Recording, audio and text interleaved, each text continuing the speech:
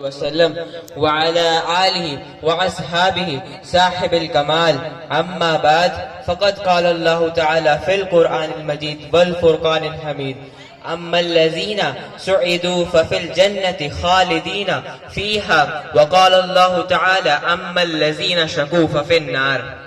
محترم حاضرین، ابھی میں نے آپ کے سامنے قرآن مجید کی 2 آیتیں پڑھی ہے. اس کا سادہ ترجمہ یہ ہے: جو لوگ خوش قسمت ہے وہ جنت میں ہے، اسی طرح جو لوگ بدبخت ہے وہ جہنم میں ہے.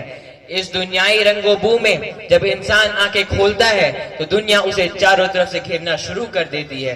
جس طرح کنویں کا مینڈک سمجھتا ہے کہ اس کی دنیا کنواں ہے، اسی طرح کم عقل انسان نے باور کر لیتا ہے کہ اسے ہمیشہ اسی دنیا میں رہنا ہے اور بالفرض کہیں مرنا بھی ہوگا تو فنا ہو جائے گا، ہڈیاں خستہ ہو جائیں گی، جس میں کہ اعضاء ٹکڑے ٹکڑے ہو جائیں گے اور اس سے اس دنیا کے بارے میں کوئی سوال نہیں کیا جائے گا.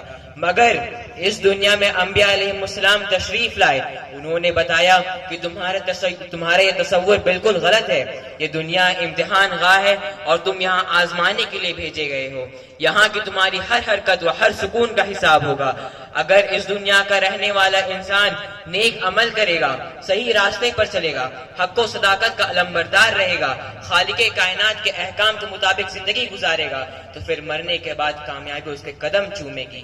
اور اگر اس دنیا کا رہنے والا انسان سرکشی اور غرور کے راستے پر چلے گا، خداوند قدوس کے احکام کی نافرمانی کرے گا، اللہ کی بنائی ہوئی زمین پر اکڑ کر چلنا چاہے گا، ظلم و ستم کی چنگاریوں سے اپنے بھائیوں کو جلانا چاہے گا، تو ایک دن آئے گا جب اس سے پوچھا جائے گا کہ تمہیں 2 ہاتھ دیے گئے تاکہ تم کسی کمزور کی امداد کر سکو، تمہیں آنکھیں دی گئی تاکہ تم غلط اور صحیح کی تمیز کر سکو، تمہیں 2 پیر دیے گئے تاکہ تم خدا کی عبادت کے لیے مسجد جا سکو، اور تمہیں عقل دی گئی تاکہ تم باطل طاقتوں کی مکاری کو شکست دے سکو اور حق کی آواز کو بلند کر سکو.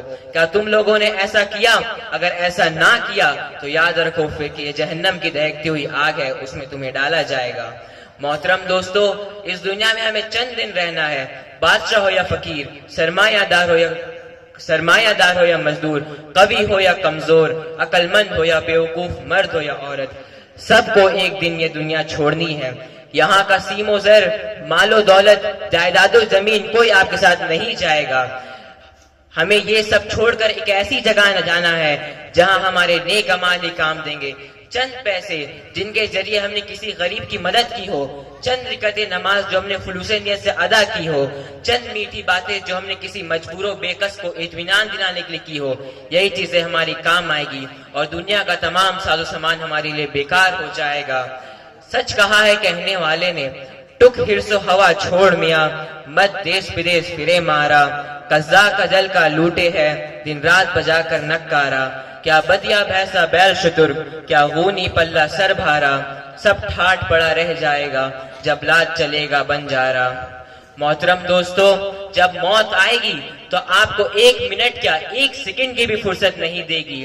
محترم دوستو، ہمیں اس وقت کے آنے سے پہلے تیار ہو جانا چاہیے اور اپنا ٹھکانہ ایک ایسی جگہ بنانا چاہیے جہاں ہم ہمیشہ آرام و سکون سے رہے. وہ جگہ جنت ہے جو موت کے بعد ملے گی. موت کی بعد والی زندگی کا نام آخرت ہے جو آخر میں آئے گی. اگر ہم نے اللہ کی مرضی پر اپنے کو چلایا تو ہم خوش قسمت رہیں گے، اور اگر ہم غلط راستے پر چلے تو بدقسمت کہلائیں گے. اللہ ہم کو اور آپ سبھی کو صحیح راستے پر چلائے اور آخرت میں ہمارا ٹھکانہ جنت بنائے. آج بھی ہو جو ابراہیم سا ایماں پیدا، آگ کر سکتی ہے انداز گلشتہ پیدا. وآخر دعوانا ان الحمد للہ رب العالمین.